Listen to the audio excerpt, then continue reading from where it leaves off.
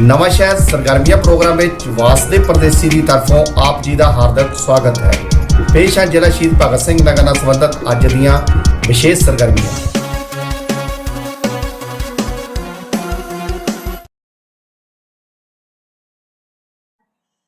कि वो बहुत बड़े व्यापारी थे, हीरे जवाहरात के व्यापारी थे। उस समय पर जब ब्रह्मा बाबा यानी दादा लेखराज जब व्यापारी थे तो उस समय राजाओं महाराजाओं का उस समय पर राज्य चलता था। तो इनका बिजनेस कॉन्टैक्ट्स जो थे वो राजाओं के साथ थे, राजाओं महाराजाओं के साथ थे। तो उस वक्त जब जैसे ना बिजनेस पार्टीज रखी जाती है तो ये भी अपने यहाँ बिजनेस पार्टीज रखते थे।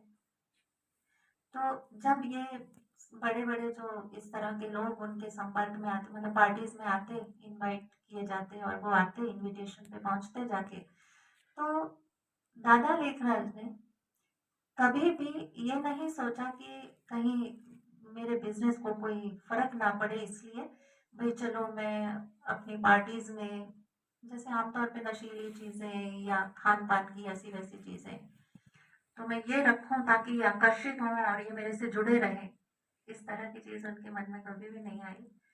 ना एक उनके जीवन का एक बड़ा सिद्धांत ये रहा कि वो कभी भी ऐसी चीजों को अपनी पार्टी में शामिल नहीं करते।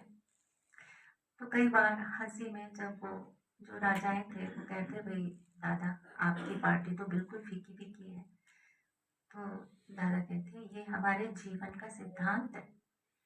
तो वो कहते भाई दादा हम आपके साथ बिजनेस कॉन्टैक्ट में हैं, हमारी खुशी के लिए तो आपको ये करना चाहिए। तो उस समय दादा कहते कि देखो तुम मुझे क्या देते हो, वो भी हंसी हंसी में बात होती, तुम मुझे क्या देते हो, तुम तो मुझे वो पेपर के नोट देते हो, है ना, कागज के नोट देते हो, और मैं तो तुम्हें क्या देता हूँ, मैं तो तुम्हें हीरे देता हूँ। तो वैल्यू मतलब पलड़ा किसका भारी हुआ। तो इसलिए मतलब हंसी हंसी में वो उन्हें जैसे टाल देते कि ये चीजें हम अपनी पार्टी में शामिल नहीं कर सकते। तो ये उनके जीवन का सबसे बड़ा सिद्धांत था कि कुछ भी हो जाए लेकिन मैं अपनी पार्टी में ये चीजें शामिल नहीं कर सकता कि जो चीजें नुकसानकारी है या जो चीजें हमारी मत को, हमारी बुद्धि को विचलित करने वाली है।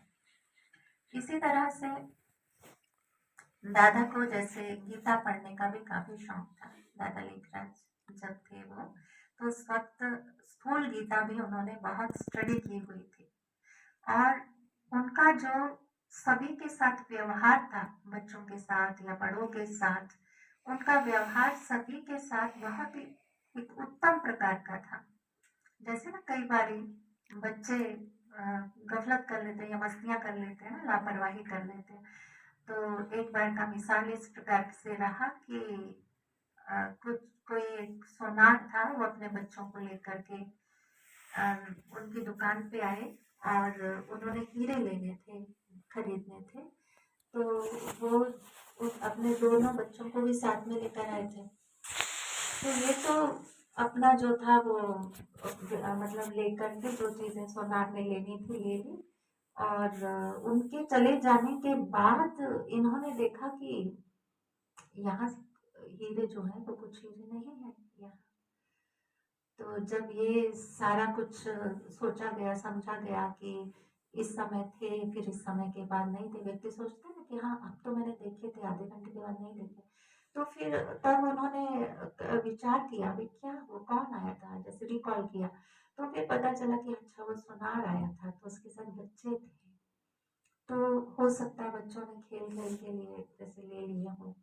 तो वो डायरेक्ट कुछ मिठाइयाँ लेके सोनार के घर पहुंचे। सोनार से उन्होंने कोई बात नहीं की कि देखो तुम्हारे बच्चों ने नुकसान कर दिया, ये उठा लिया इसलिए। उससे उन्होंने कोई बात नहीं की। उन्होंने कहा मैं तो आपके बच्चों से मिलने आया हूँ, बच्चों के लिए मिठाइयाँ लाया हूँ। तो बड़े बेटे को बुलाकर कहा, पूछा उसको कि बेटा वो कहाँ रखे आप लोगों ने। तो वो कहता है कि अच्छा ये आपको बता दिया क्या छोटे ने? छोटे ने मुझे कहा था किसी को बताना नहीं, इवन पापा को भी नहीं बताना, उसने खुद ही आपको बता दिया। तो फिर अच्छा कोई बात नहीं, कहाँ रखे हैं? तो कहा कि मैंने वहाँ रखे। फिर वो लेकर आया वहाँ से जा कर के। तो कहाँ, उन्होंने पूछा भाई आपने क्यों लिए थे ये? तो वो बच्चा कहता है कि हमने ना मिठाइयाँ खानी थी, हमने सोचा था कि बहुत सारी मिठाइयाँ खाएंगे इसके साथ, इसलिए हमने ले लिए थे। तो फिर उस उनके लिए बहुत सारी मिठाइयाँ लेके आए और उन्हें सावधानी दी कि देखो अब तो तुम्हारे पापा को पता नहीं ना इस बारे में, अगर तुम्हारे पापा को भी पता चलेगा वो भी मारेंगे, पुलिस भी पकड़ के लेके जाएगी। इस तरह से मतलब बच्चों को समझाया और प्यार से बच्चों से हीरे भी ले लिए। तो कई बाबा के ऐसे मिसाल हैं कि बाबा ने कभी अपने आप को उत्तेजित करके या बच्चों पे हाथ उठा के या कोई गलत बात अगर हो गई तो कई कड़े शब्दों में या इस प्रकार से कभी बाबा ने अपने बच्चों को इस प्रकार से राह से जो भटक गए, मान लो मतलब गलतियां हो गई छोटी मोटी, तो उनसे भी बाबा ने कभी इस प्रकार बेरुखी से पेश नहीं आए, वहां भी ज्ञान युक्त होकर, जबकि अभी तक उन्हें ज्ञान मिला भी नहीं था, शिव बाबा आए भी नहीं थे, तो पहले से ही जिस संस्कारों की धरनी उनकी बनी हुई थी वो इस प्रकार की बनी हुई थी। फिर उसके बाद इसी तरह से बाबा जब अपने थोड़ा मतलब 36 के बाद 1936 के बाद जैसे जैसे बाबा 60 वर्ष अपने पार कर रहे थे तो बाबा को थोड़ा थोड़ा एक वैराग का अनुभव होने लगा। थोड़ा भाव, क्योंकि ना पुराने जमानों में नहीं कहते थे कि 60 वर्ष के हो गए तो अब तुम अपने आप को समेट लो, अब तुम गृहस्थ आश्रम से अब तुम चले जाओ, दूसरा मतलब अपना ज्ञान वो करो, सत्संग वगैरह करो, है ना, ऐसा कहते थे मन, उसको कौन सा आश्रम। तो इस तरह से ब्रह्मा बाबा में भी मतलब दादा लेखराज में भी ये सारी चीजें आने लगी, तो वो गीता बहुत ज्यादा अध्ययन करने लगे। तो उसमें फिर उन्हें अनुभव होने लगा कि इसमें बहुत सारी ऐसी बातें हैं जो ये सारी बातें श्री कृष्ण के लिए लागू नहीं हो रही हैं, ये कौन कह रहा है। क्वेश्चन आने लगा उनके मन में कि कौन कह रहा है, किसने कहा ये, है ना, जैसे यही बात है कि कोर्टों में कोई मुझे पहचानेंगे, ये कौन कहा, किसने। फिर सर्वधर्मानि परित्याज्य मामेकं शरणं व्रज, तो देह से देह के तो श्री कृष्ण की तो देह है, तो ये कौन कह रहा है कि देह को भी मत याद करो, देह के धर्मों को छोड़ो और मुझे याद करो, तो ये किसने कहा। ऐसे ऐसे प्रश्न उनके मन में आते, वो एकांत में विचार करते कि क्या है जो मुझे इसमें नहीं समझ में आ रहा, किसकी वाणी, किसके महावाक्य है। तो एकांत में ऐसे घंटों घंटों विचार करने लगे। फिर उनका मन जैसे लगने लगा कि मैं थोड़ा डिटैच हो जाऊं, हो सकता है मैं बिजनेस में हूँ, यहाँ सारा दिन मेरे कॉन्टैक्ट्स रहते हैं, तो थोड़ा मुझे कहीं एकांत में जाके बैठना चाहिए।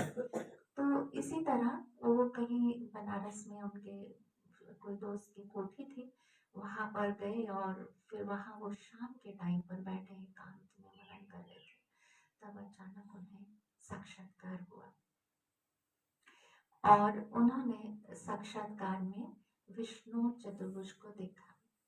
और एक बात मैं उनकी बतानी आपको रह गई बीच में कि विष्णु के परम भक्त थे, मतलब श्री नारायण के दादा लेखराज जो थे वो परम भक्त थे।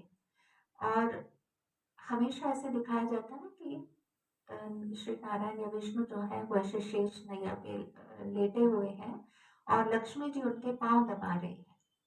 तो बहनों के प्रति और इन नारियों के प्रति उनके मन में इतना सम्मान था कि ये क्यों पांव दबा रही है, तो मतलब इनका स्थान पांव के पास क्यों दिया गया है, वो ऐसा सोचते थे। तो उन्होंने चित्रकार को बुलाया, चित्रकार को बुलाकर उन्होंने कहा कि मुझे सिर्फ नारायण की तस्वीर चाहिए, उसमें लक्ष्मी जी मतलब भले सिर के पास बैठी हो लेकिन पाँव के पास उनका स्थान नहीं होना चाहिए। तो उन्होंने, उनके मन में इतना सम्मान था कि बहनों का स्थान कहाँ होना चाहिए। तो वो कहते भाई ऐसे चित्रों को देख करके ही तो फिर आज की दुनिया में फिर बहनों के साथ वैसा व्यवहार होता है। तो इसलिए वो चित्र भी उन्होंने ठीक करवाया, अपने हिसाब से बनवाया और उन्होंने, और चित्र हमेशा जो श्री नारायण का चित्र था वो हमेशा ही उनके गद्दी पर होता ही होता था, गद्दी में रहने दो, पॉकेट में रहने दो, जैसे नहीं दो प्रेमी होते हैं, बड़ा आपस में प्यार होता है, वे जब चाहिए तब उसकी तस्वीर निकालो और उसको देखो। तो ऐसे उनके पास इतना प्यार उनको था कि 2 मिनट में जैसे वो फ्री होते चित्र निकालते और उसको देखने लग जाते। इतने प्यार था उनको। तो जब उनको विष्णु का साक्षात्कार हुआ तो वो बहुत खुश हुए। तो उनको लगा कि क्योंकि उन्होंने गुरु किए हुए थे अपने जीवन में, उन्होंने 12 गुरु किए हुए थे। तो जो उस वक्त उनके गुरु थे, तो उनको ऐसा लगा कि ये मेरे गुरु ने मुझ पे कृपा की है, इसीलिए मुझे विष्णु का साक्षात्कार हुआ है। गुरु पता है कि ये परम भक्त है, इसलिए।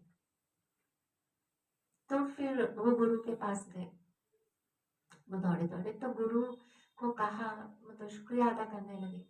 तो गुरु हैरान परेशान, ये क्या बात है। उन्होंने कहा, भाई आपने मुझे जो विष्णु का साक्षात्कार कराया। तो उस वक्त के गुरु भी सतो प्रधान थे, तो उन्होंने कहा कि नहीं जी, ये मैंने नहीं किया, ये तुम पे ईश्वर की कृपा हुई है ना। तो आजकल कोई होते तो कहते हैं हाँ जी मैंने बड़ी मेहनत की, मैंने साधना की, तब तुम्हें आपके गुरु का, तुम्हें विष्णु का साक्षात्कार हुआ। तो लेकिन उन्होंने कहा नहीं जी मैंने नहीं किया। तो इस रीति से फिर उन्हें लगा कि शायद मेरी भक्ति से खुश होकर वो मुझे साक्षात्कार कराया।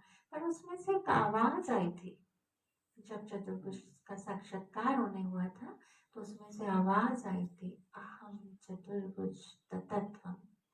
लेकिन वो इस बात को समझे नहीं, ये बात क्या है, तो मैं कैसे, मतलब समझे नहीं इस बात को। उन्होंने कहा चलो ठीक है, हो तो गया, मुझे दिखाई तो दिए, मतलब। तो इस तरह से फिर इसी प्रकार उनकी साधना जो थी, मतलब एकांत में रहना, मनन करना, चिंतन, ये चलता रहा। फिर एक बार दोबारा उन्हें फिर से साक्षात्कार हुआ, तो उन्होंने देखा कि इस दुनिया का बहुत भयंकर विनाश हो रहा है। मतलब जो आज हम सुन रहे हैं ना, भविष्यवाणियां कि ऐसा होगा, ऐसा होगा, ऐसा होगा, काल पड़ेगा, ये होगा, खून की नदियां, मतलब उन्होंने सब कुछ अपने साक्षात्कार में देखा। जो आज हम वहाँ आग लग गई उसके समाचार सुन रहे हैं ना, इस प्रकार की चीजें जब उन्होंने अपने साक्षात्कार में देखी, तो उन्हें सहन नहीं हो सके, वैराग आ गया मन के अंदर, ऐसे खत्म होनी है ये दुनिया, उन्होंने कहा। तो मतलब वो बहुत भयंकर दृश्य था जिनका वो कहते मैं वर्णन भी नहीं कर सकता। तो इसी तरह से उनके मन के अंदर जो वैराग आया, तो उन्होंने निश्चय कर लिया कि मैंने अब क्या करना, फिर ये इतना सारा डाल के, जगह जगह तो बिजनेस पॉइंट्स थे उनके, जैसे कलकत्ता में, कराची में, मुंबई में, जगह जगह उनके बिजनेस के था, मतलब चल रहा था। तो एक बार इसी तरह वो इसी उधेड़ बुन में थे कि मैं इसे समेट लूं, कर लूं। एक बार फिर उन्हें साक्षात्कार होता है। अब की बार साक्षात्कार में वो क्या देखते हैं कि ऊपर से स्टार्स नीचे आ रहे हैं, सितारे आ रहे हैं, ऊपर से चमकीले चमकीले सितारे जमीन पे आ रहे हैं। और यहाँ आकर के वो सितारे, कोई प्रिंस बन रहा है, कोई प्रिंसेस बन रहा है, और बहुत सुंदर नगरी, जिस नगरी को देखते ही मन में शांति, प्यार, आनंद पैदा हो रहा है। तो ऐसी वाले वाइब्रेशंस वाली दुनिया जो है, वो दुनिया उन्होंने देखी। और फिर उन्हें आवाज आती है कि ऐसी दुनिया का निर्माण तुम्हें करना है।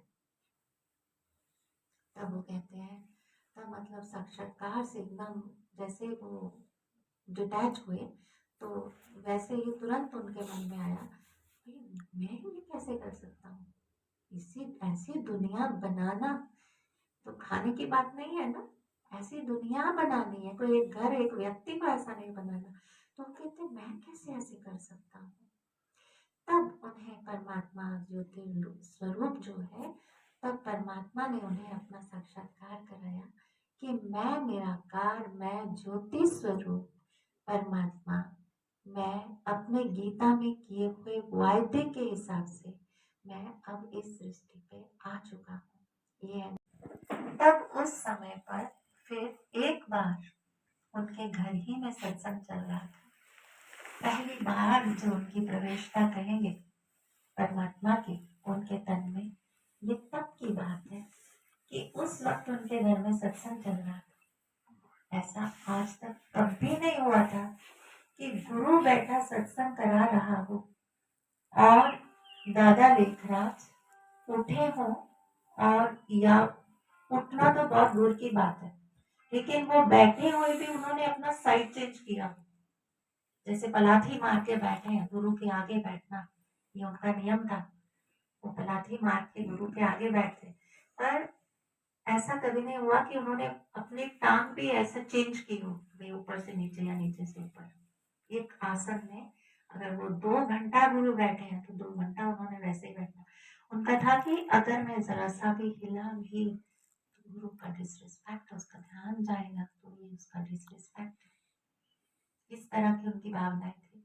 अब उस दिन क्या हुआ, ये उस सत्संग में उठे और उठ करके वो अपना है, वो बंदा सत्संग में से उठ के जा रहा है अंदर की तरफ, कमरे में गया तो उनकी जो पत्नी थी उसने धीरे से इशारा किया अपनी बहू को, तो उन्होंने कहा कि जरा देखो, उनको लगा कि तबीयत बड़ी तो ठीक है, तो बहू को भेजा। तो बहू जब अंदर गई तो उसने जो दृश्य देखा, वो दृश्य एक अजूबा था। उन्होंने क्या देखा, मतलब उस वक्त क्या होता था कि बहूएं भी डायरेक्ट कमरे में नहीं आती थी। हाँ जी पापा। ਇਹ ਸਨ ਜ਼ਿਲ੍ਹਾ ਸ਼ਹੀਦ ਭਗਤ ਸਿੰਘ ਨਗਰ ਨਾਲ ਸੰਬੰਧਿਤ ਅੱਜ ਦੀਆਂ ਵਿਸ਼ੇਸ਼ ਸਰਗਰਮੀਆਂ। ਕੱਲ ਫੇਰ ਨਵੀਆਂ ਤੇ ਤਾਜ਼ੀਆਂ ਸਰਗਰਮੀਆਂ ਲੈ ਕੇ ਹਾਜ਼ਰ ਹੋਵਾਂਗੇ। ਉਦੋਂ ਤੱਕ ਵਾਸਤੇ ਪਰਦੇਸੀ ਨੂੰ ਇਜਾਜ਼ਤ ਦਿਓ। ਧੰਨਵਾਦ।